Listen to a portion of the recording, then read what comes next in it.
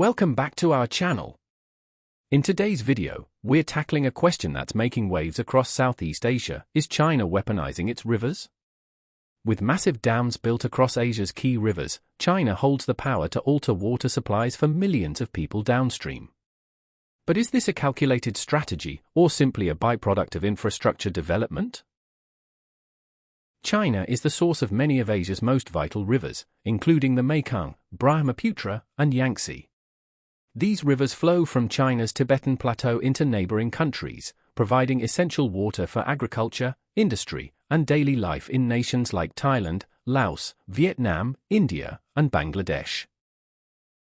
Over the past 2 decades, China has built dozens of dams on these rivers to generate hydroelectric power, control floods, and store water. But this control over transboundary rivers has led to growing concerns among its neighbors. Is China using its upstream position as a tool for political and economic leverage? One of the biggest concerns is China's ability to control water flow. Dams like the Jinghong and Nwashadu on the Mekong River have a direct impact on water levels downstream. The Mekong, which supports nearly 60 million people, is a lifeline for farmers and fishermen in Laos, Cambodia, Thailand, and Vietnam. A 2019 study by Eyes on Earth, a US-based research organization, found that despite record rains upstream, water flow downstream had significantly decreased. This raised alarms that China was holding back water in its dams, contributing to severe droughts in Laos, Cambodia, and Vietnam. Reduced water flow affects agriculture, especially in Vietnam's Mekong Delta, which produces over half of the country's rice. Lower water levels also mean less fish, which hits local economies hard, particularly in fishing-dependent regions of Cambodia and Thailand. China's position as an upstream powerhouse has raised fears that it could use its control of rivers as a political tool. Countries like Vietnam and India, which have complex relations with China, are particularly concerned. But what does this mean in practice? In the case of the Brahmaputra River, which flows from China into India and Bangladesh, tensions are high. India relies on the Brahmaputra for water supply, especially in its northeast regions.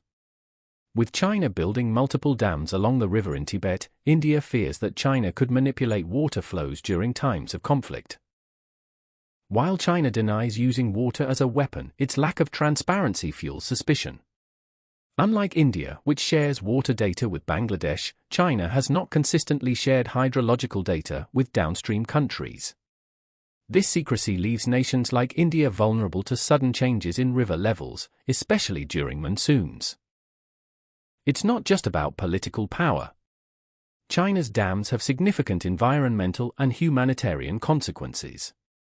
The Mekong River, for instance, supports one of the world's richest ecosystems. But damming the river has led to a sharp decline in fish populations and biodiversity.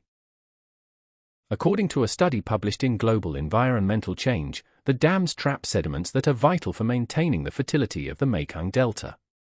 Without these sediments, the delta is eroding, and rising sea levels are worsening the situation, leading to the salinization of farmland in southern Vietnam.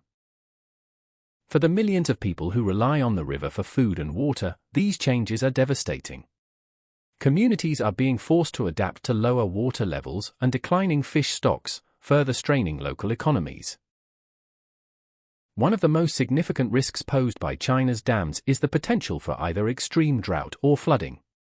During dry seasons, dams can hold back water, worsening drought conditions in downstream nations. Conversely, during heavy rains or when dams release large amounts of water, downstream areas can face catastrophic floods. For instance, in 2020, sudden releases from the Jinghong Dam caused flooding in Laos and Thailand. This unpredictability is a serious challenge for countries trying to manage water resources effectively. And the fact that they often receive little to no warning from China makes the situation even worse. So, is China weaponizing its rivers?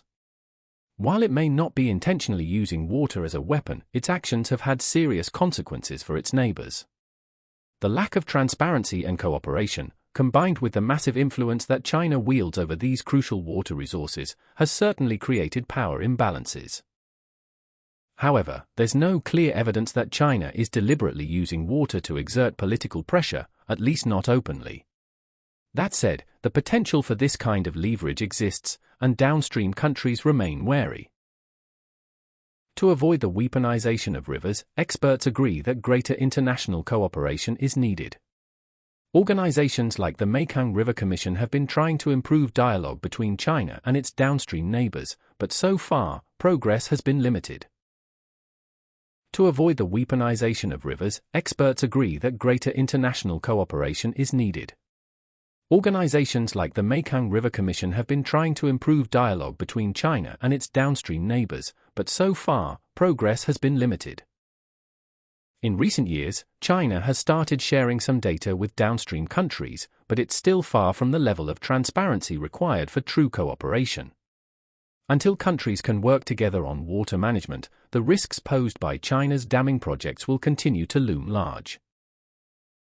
In the end, China's control over Asia's rivers is a growing source of concern for its neighbors. Whether through reduced water flow, ecological damage, or the potential for political leverage, the impacts are far-reaching. What do you think?